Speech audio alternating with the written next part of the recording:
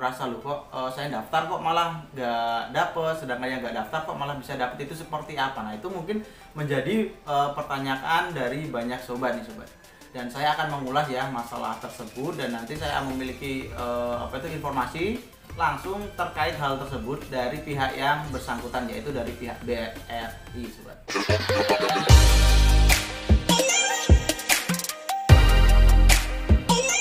Assalamualaikum warahmatullahi wabarakatuh. Kembali lagi di channel saya, Hero Gustian. Oke sobat, pada kesempatan video kali ini saya akan membahas mengenai Banpres ya, Banpres UMKM sobat. Nah, dimana di bantuan UMKM tersebut mungkin ya dari tetangga sobat ataupun kerabat sobat ada yang merasa tidak mendaftar, akan tetapi mendapat bantuan tersebut sobat. Nah, sedangkan kita yang telah mendaftar nih lewat online maupun offline, tetapi kita malah tidak dapat. Dan dalam video kesempatan kali ini jadi saya akan membahas ya masalah tersebut sobat. Tentu kita yang sebagai orang pendaftar merasa loh kok saya daftar kok malah nggak dapet, sedangkan yang nggak daftar kok malah bisa dapet, itu seperti apa? Nah itu mungkin menjadi pertanyaan dari banyak sobat nih sobat. Dan saya akan mengulas ya masalah tersebut, dan nanti saya memiliki informasi langsung terkait hal tersebut dari pihak yang bersangkutan, yaitu dari pihak BRI sobat. Nah dari pihak BRI tersebut nanti akan menjelaskan secara detail yang terjadi pada lapangan ya sobat, dimana orang yang tidak merasa mendaftar UMKM tetapi kok malah dapat, sedangkan kita yang mendaftar tapi malah belum dapat. Ya lumayan sobat, 2.400.000 di masa pandemi seperti ini. Tentu bagi kita untuk menambah modal usaha adalah sesuatu hal yang sangat ya lumayan dibutuhkan lah pastinya untuk banyak sobat semua ya yang telah memiliki usaha kecil ataupun usaha menengah. Baiklah sobat, sebelum masuk dalam videonya lebih lanjut, alangkah lebih baik nih bagi sobat yang baru saja gabung untuk subscribe channel saya, karena subscribe itu gratis. Nyalakan juga lonceng notifikasinya, karena pada kesempatan mendatang tentu saya akan selalu mengupdate info terbaru mengenai program kartu prakerja, program bantuan pemerintah lainnya, dan tentunya sesuatu hal yang bermanfaat untuk sobat semua. Jadi jangan ragu-ragu, subscribe sekarang juga. Jadi kemarin ada beberapa teman-teman nih yang bertanya kepada saya, Kak, saya mendaftar UMKM tapi tidak diterima, sedangkan tetangga saya yang tidak mendaftar kok bisa diterima, itu gimana? Nah, jadi seperti biasa sobat, saya sebelum memberikan informasi, saya akan mencari validasi dari sebuah informasi ya.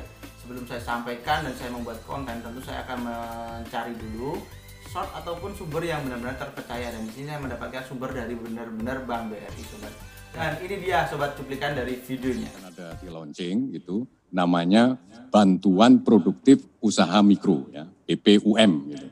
Itu nanti penerima itu akan menerima 2,4 juta ya, 2,4 juta, dan itu sifatnya hibah. Tetapi kemudian targetnya adalah 17 juta ya, targetnya 17 juta penerima. Bagaimana mencari 17 juta orang itu? Siapa saja yang akan menerima itu? Itu yang harus kita pikirkan teknisnya.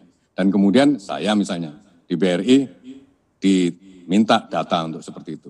Kebetulan kalau di bank ada sistem, maka kami langsung, oh kalau begitu ini diarahkan kepada orang ya yang belum mendapat kredit. Maka kemudian kami sort di data penabung. Kami punya produk namanya Simpedes. Jadi data penabung Simpedes kamu sort, kemudian dapat yang saldonya di bawah 2 juta. Kemudian di bawah 2 juta kami sort lagi, kita lihat bahwa di antara mereka itu ada yang belum mendapat kredit. Maka ketemulah yang saldonya di bawah 2 juta dan tidak sedang menerima kredit, datanya ada 4,3 juta. 4,3 juta, apakah ini langsung dikasih? Enggak, diverifikasi lagi, karena nanti akuntabilitasnya harus dijaga. Maka kami lakukan verifikasi sekarang, meskipun programnya belum jalan, kami sudah lakukan verifikasi. Kami lakukan verifikasi, sudah yang verified itu ada 1,1 juta. Mungkin ini nanti akan prioritas, begitu di launching langsung dapat yang 1,1 juta penerima itu. Dan rekeningnya sudah ada, jadi tinggal mengkredit ke rekening. Sekarang semudah itu enggak mengkredit ke rekening penerima? Saya kira tidak, karena nanti pasti akan diperiksa. Ya. Maka kemudian syaratnya, prinsipnya dan spiritnya apa ini? Karena spiritnya memberikan 2,4 juta ini kan untuk usaha. Maka kemudian supaya nanti tidak dipertanyakan, itu kok tidak usaha juga dikasih, itu ternyata usahanya sudah jalan kok dikasih. Maka kemudian dari awal kita berinisiatif, kalau gitu mesti dikasih form. Kemudian kita turunkan people, petugas-petugas BRI, mantri-mantri BRI, kita turunkan untuk memberitahu calon-calon penerima ini. Bapak, Ibu, Bapak punya tabungan di BRI, saldonya kurang dari 2 juta. Maka pemerintah akan memberikan bantuan untuk usaha, jumlahnya 2,4 juta. Tapi sebelum ditarik, Bapak Ibu harus nandatangani form ini. Bapak berjanji bahwa duit 2,4 juta ini benar-benar digunakan untuk usaha. Usaha apa saja, pokoknya usaha supaya memutar ekonomi. Bersedia, kalau bersedia tanda tangan uangnya dicairkan. Prinsip-prinsip seperti itu sampai detail komunikasinya itu yang harus dirancang. Bukan lempar-lempar begitu saja. Jadi harus dikomunikasikan dengan baik. Dan untuk komunikasi itu ada orangnya yang harus bagian komunikasi. Dan kemudian perintah komunikasinya dari saya lah ini ke bawah sana harus sama, bahasanya, kalimatnya harus sama seperti itu supaya nyampe sesuai sasaran. Pak Sunarso, begitu, ini menarik kira-kira. Ya. Sebagai konfirmasi Pak, 2,4 juta yang akan disalurkan di 17 Agustus nanti, ini bentuknya dana hibah ataukah akan dikreditkan juga seperti itu?